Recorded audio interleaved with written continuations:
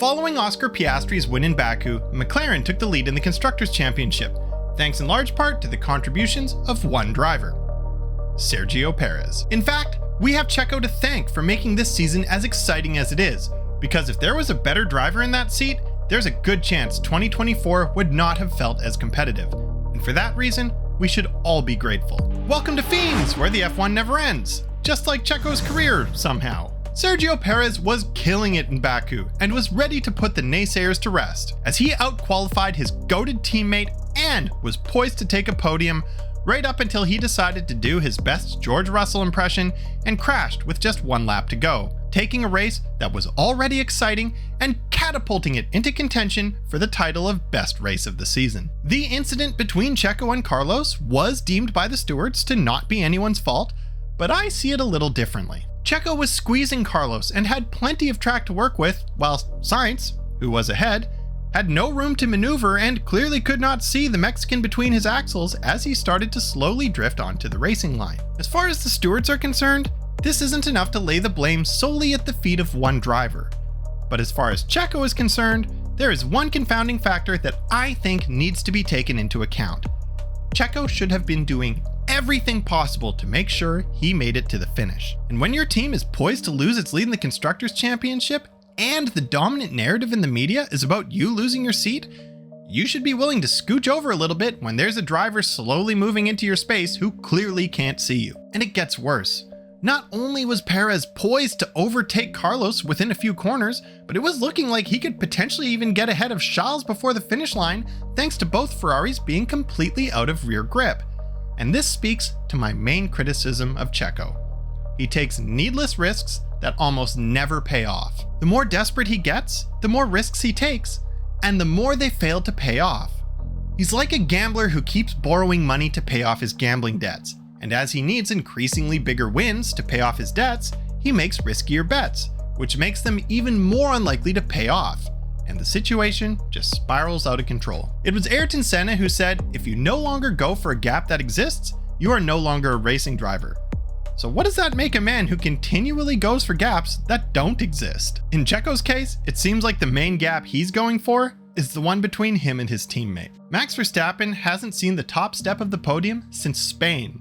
It's actually only been on the podium twice since then. And yet he still has more than double the number of points that Perez has. And while I don't think anyone at Red Bull expects Sergio to be beating Max on the regular, or even at all, they definitely expect him to be getting the most out of the car.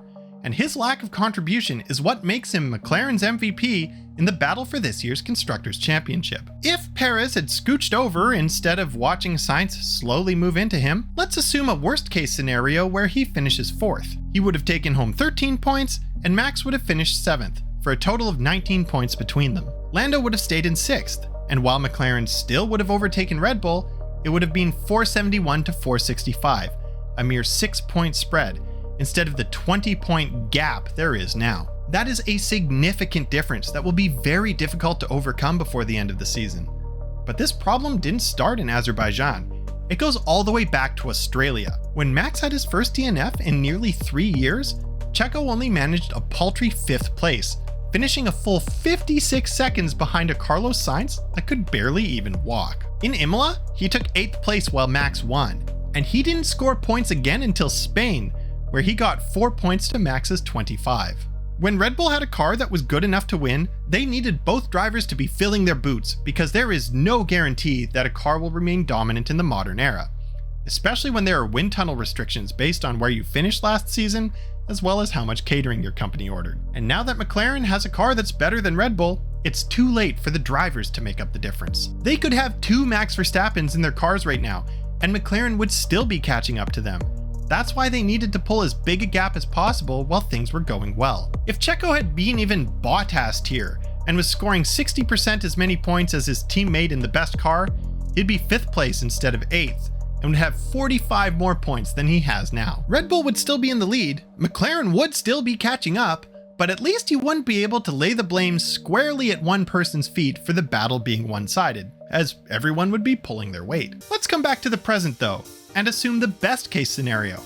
Checo passes both Ferraris to take 2nd place and nobody crashes out. In that scenario, Red Bull takes home 14 more points than they did. McLaren gets 5 fewer, and Ferrari gets 10 more. The top 3 places in the Constructors' Championship would look like this, which would actually put the Red Clowns within striking distance of first place in quite possibly the most exciting upset of all year, all thanks to Mexico's finest racing driver. Amusingly, Checo's foibles have benefited more than just McLaren. Thanks to his crash with Carlos in Baku, Franco Colapinto and Oliver Behrman finished in 8th and 10th respectively. And here to talk about F1's newest rookies is the Canadian positivity guy. Literal fetus Ollie Behrman scored a point in Azerbaijan, making him the first driver in history to score points for 2 separate teams in his first 2 races. But that isn't even the most impressive thing a rookie did in Baku this weekend. Franco Colapinto scored 4 points in his second F1 race, giving him quadruple the number of points that Logan Sargeant scored in his entire career. And it gets better. Not only did he outscore his predecessor's entire career, he also outscored a 7-year Formula 1 veteran who is in an objectively better car. In the last 5 races, Colapinto has scored 4 times as many points as Aston Martin's Lance Stroll, which is funny because Colapinto hasn't even participated in 3 of the last 5 races, and Stroll has only scored 1 point since Hungary, compared to his teammates' 13. Does this mean that Colapinto is a great driver? Maybe. Does this mean that Logan Sargeant actually was trash? Also maybe. But there's one important lesson that I think Aston Martin can take from the situation at Williams. You'd probably be better off gambling on a junior driver who has literally never been in a Formula 1 race.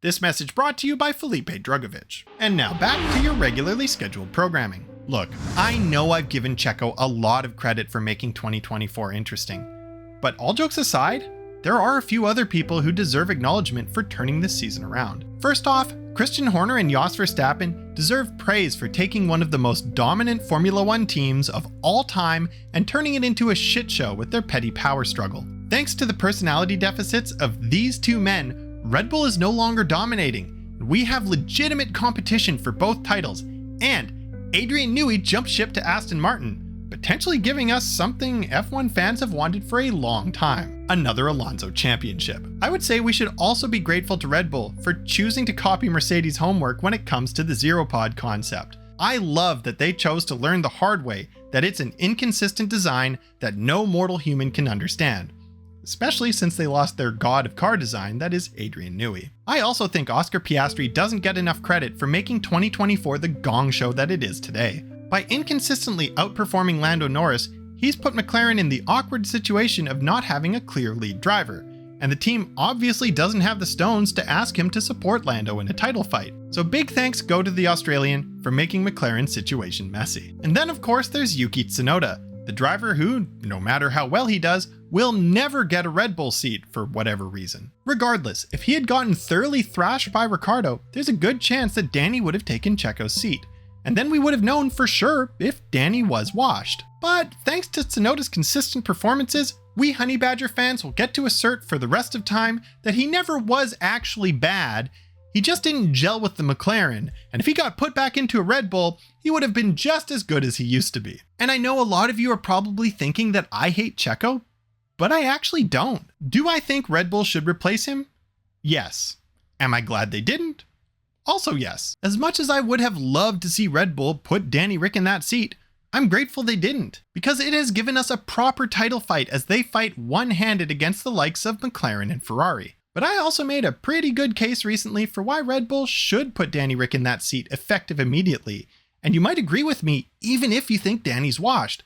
I put forth some really good arguments that I haven't seen anyone else make. Click here to watch it. I'll see you there.